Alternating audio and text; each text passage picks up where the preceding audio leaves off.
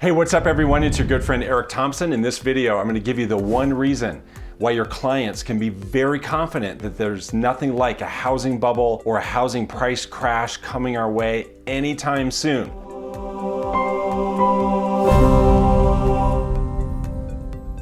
Hey, if this is your first time to the channel, a big warm welcome to you. Welcome here to the channel. Make sure you subscribe so that you get more videos like this one. Also, if you like this video, please give it a thumbs up like because that helps me out. Now I want to help you out. Okay, so what is the one reason why our clients can be so confident that there's nothing like a housing bubble, a price crash heading our way anytime soon? That one reason, my friends, is this. The reason is inventory and the fact that inventory is so incredibly low. I'm gonna walk you through why this is and why this is such a big deal. Okay, so here we go. Today, there are roughly across the United States 1.25 million properties for sale. That research comes from NAR.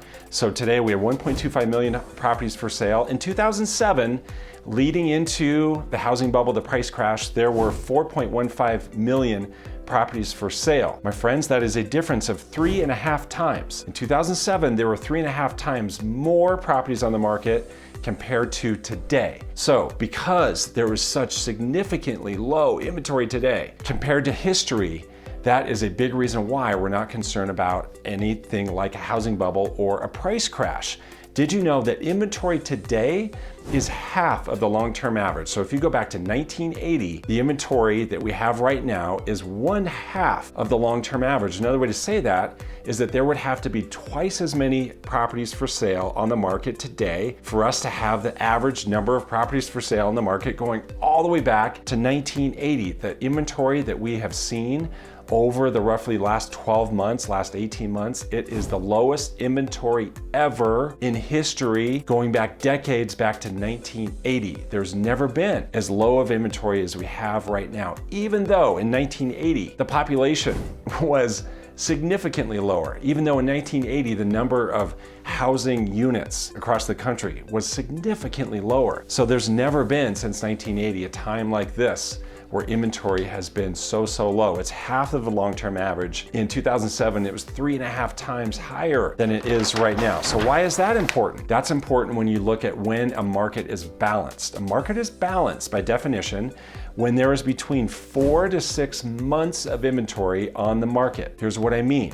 If it would take between 4 and 6 months to sell all the inventory that's currently for sale at the current pace of sales, then the market is balanced. So when you look at the velocity of sales occurring in the market and when you look at how many properties there are for sale, and then you say, okay, it would take 4 to 6 months to sell all of that inventory, that market is balanced. When you have more than that, when you have more than 6 months of inventory, by definition, that is a buyer's market. And when you have less than 4 months of inventory, by definition, that is a seller's market. Do you know what we have right now across the country? We have between 2 and 2.5 months, kind of depends on where you are. Of course, it's location specific. We have between 2 and 2.5 months of inventory on the market right now. By definition, we're a seller's market. By definition, we are out of balance. Remember when I said that right now we're half of the long-term average of inventory for sale? Well, we would need to double the inventory to get back into balance. We would need to double the inventory to get back into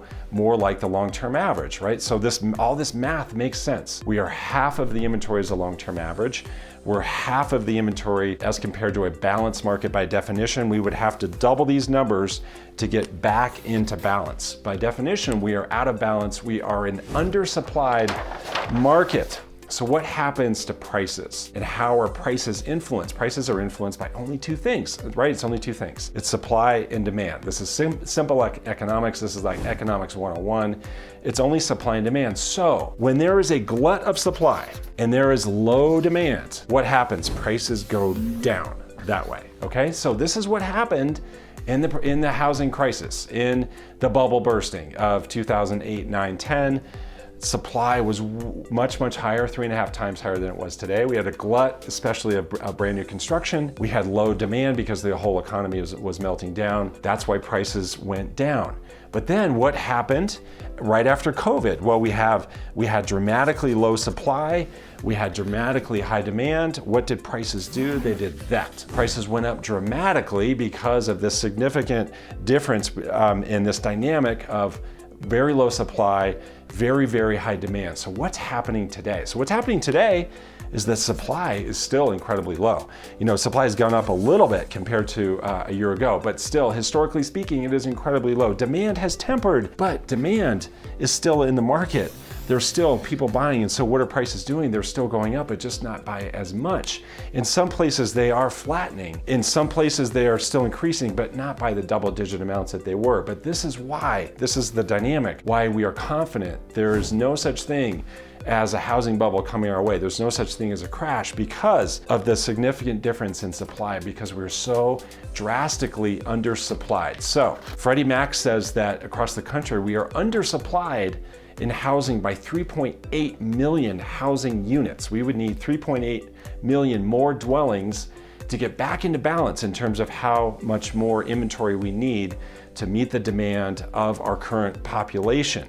So the decade that ended 2018 saw fewer new homes built compared to any other 10-year period going all the way back to 1980.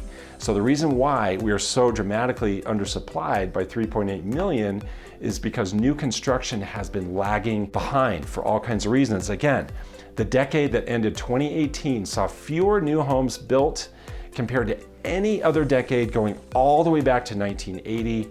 Builders have not been able to keep up with the demand for many reasons. So low supply is systemic. Our undersupply of our housing across the country, it is a systemic issue. Builders are challenged by labor availability, materials availability, supply chain issues, water availability, getting developments approved, et cetera, et cetera, et cetera. These headwinds facing builders, keeping them from being able to keep up and causing this systemic issue in our housing inventory. So because of the inventory is remaining so low, and because we foresee it remaining low into the future, because these issues will not change, that's why we have confidence in there being no such thing as a housing crash, a pricing bubble, again, because the inventory is so incredibly low, especially when you consider that inventory today versus historical numbers. Hey, I hope this video was helpful. If it was, please like it. If you want more like this one, please subscribe. I appreciate all of you. Thank you so much for watching this video. I can't wait to see you in the next one.